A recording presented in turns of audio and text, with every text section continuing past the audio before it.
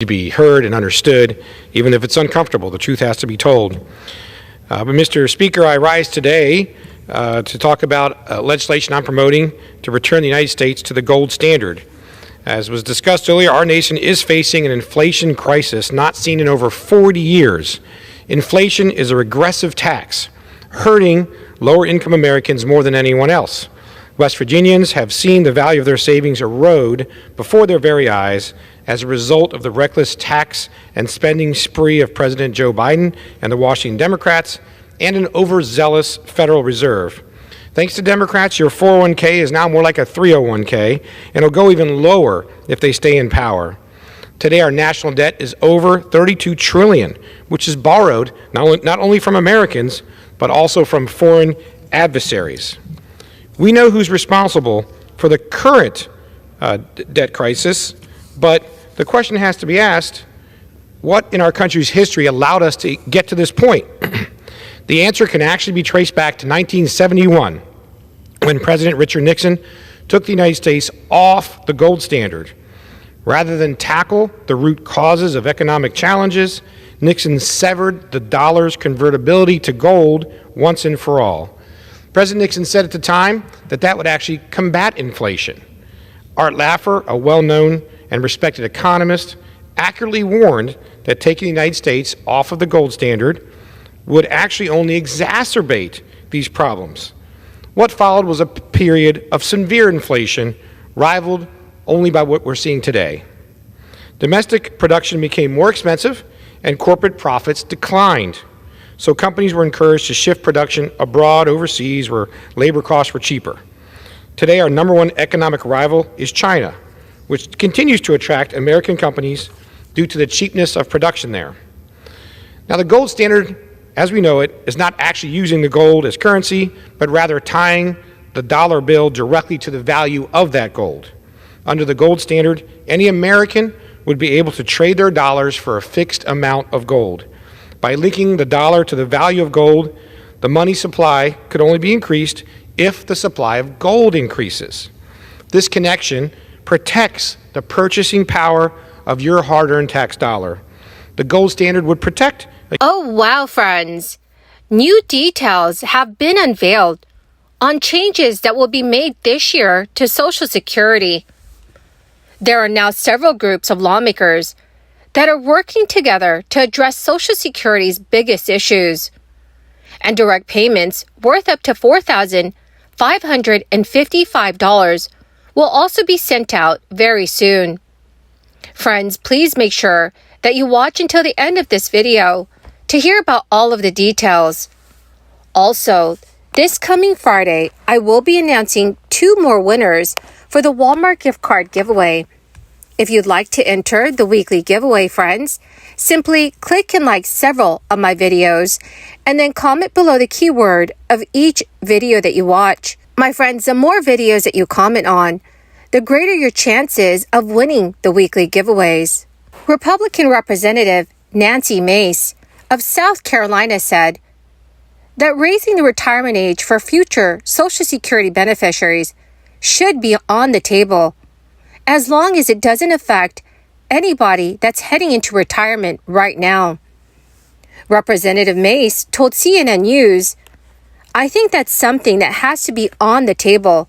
We have to look at it. We do have to look at Social Security.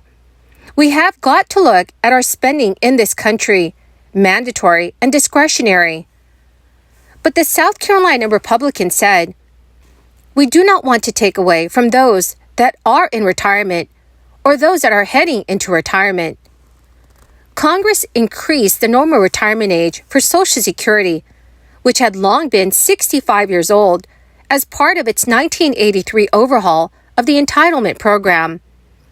The age has been gradually increasing so that those born in 1960 or later must wait until they turn 67 years old to collect their full benefits. Americans can file for Social Security benefits as early as age 62, though they will receive reduced amounts. Raising the retirement age is one of the options to strengthen Social Security, which has long been on shaky financial ground. As the U.S. population ages, there are fewer workers paying into the program and supporting the ballooning number of beneficiaries who are also living longer. In all, nearly 66 million retired workers, their dependents and survivors, disabled workers and their dependents, receive monthly payments. Forecasts on when Social Security's retirement and disability trust funds may be depleted differ by a few years. Social Security's trustees last year pegged the date at 2035 if Congress does not act, and at that time the entitlement program will take in enough income to only pay 80% of scheduled benefits. So given the number of Americans who rely on the program, elected officials are hesitant to suggest any changes that may lead to benefit cuts. President Biden, who has promised to protect the program, did not lay out his plan for doing so when he released his budget proposal last week. The second round of the Social Security Administration's retirement payments, which is worth up to $4,555, will be sent to beneficiaries born between the 11th and the 20th of a month in just under a week. The disbursement to be released on March 15th is the second of 3 waves of payments for the month. But today, Senate Republican John Kennedy blamed President Biden for politicizing Social Security and Medicare during his State of the Union address last month. On Fox News, John Kennedy blamed President Biden for bringing GOP suggestions to look at both programs as a way to balance the federal budget to the forefront during the address. Biden has hammered Republicans on that notion. It is a tactic that John Kennedy called immature.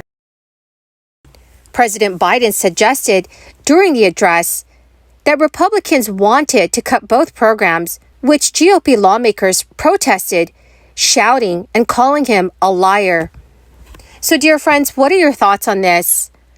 Please let me know what your thoughts are in the comment section below. Senate Democrat Joe Manchin is keeping the country guessing about his political aspirations in 2024. He publicly opposed the White House 3 times this week and slammed President Biden on the country's climate agenda. Senator Manchin, who said in February that he is not currently running for president, has not ruled out a third-party ticket for the White House next year. Joe Manchin opposed 3 nominees from Biden this week, including the nomination of an IRS commissioner and the nomination of a Federal Communications Commission commissioner. He also claimed the White House was putting the radical climate agenda ahead of our nation's energy security. Republicans in both chambers have expressed a willingness to work with Manchin, regardless of his political future. House Republicans, who currently hold the majority in the lower chamber, are very optimistic about working on an energy bill with Senator Manchin, if it does secure a deal that benefits them well. Well, my awesome and most amazing friends, that is the end of my daily stimulus update video for this Sunday. Thank you, my dear friends, for being part of this community and for being here every single day. Friends, I will be announcing 2 winners this coming Friday for the Walmart gift card giveaway.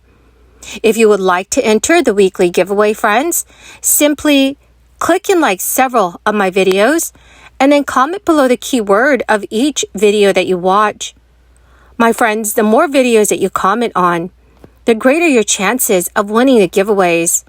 Thank you and have a wonderful and very blessed Sunday.